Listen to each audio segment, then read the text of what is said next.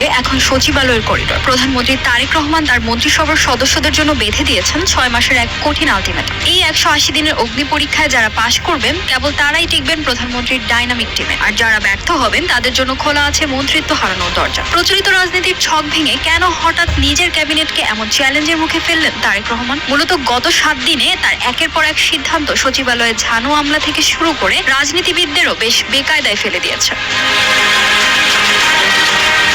সকাল 9টায় অফিস করা, বিশাল গাড়িবহর কাটছাট করে মাত্র 6-8টিতে নামিয়ে আনা, এমনকি আয়োজন ছাড়া সরকারি গাড়ি বা জ্বালানি ব্যবহার না করার ঘোষণা। বাংলাদেশের রাজনীতিতে এক নতুন তারেক রহমানকে দেখছে দেশবাসী। শহীদ রাষ্ট্রপতি জিয়াউর রহমান বলেছিলেন, I will make politics difficult for the politicians. সেই উক্তি যেন এখন অক্ষরে অক্ষরে ধারণ করেছেন তার ছেলে। 43 জন মন্ত্রী প্রতিমন্ত্রীকে কার্যালয়ে ডেকে না এনে জটলা এড়াতে তিনি নিজেই চলে যাচ্ছেন সচিবালয়ে। তার এই উল্টো স্রোতের রাজনীতিতে এখন কট্টর সমালোচকরাও মুগ্ধ হতে শুরু করেছেন।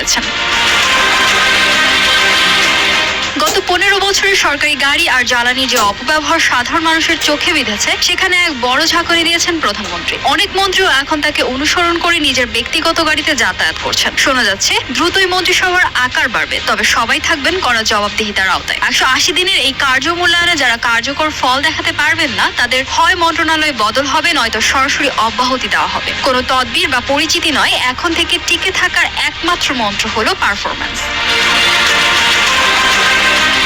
সদ্য সমাপ্ত নির্বাচনে বিশাল জয়ের পরে পরাজিত রাজনৈতিক দলগুলোর সাথে শুভেচ্ছা বিনিময় কিংবা বিরোধী নেতাদের বাসার সশরীরে গিয়ে দেখা করার মতো রাজনৈতিক সৌন্দর্য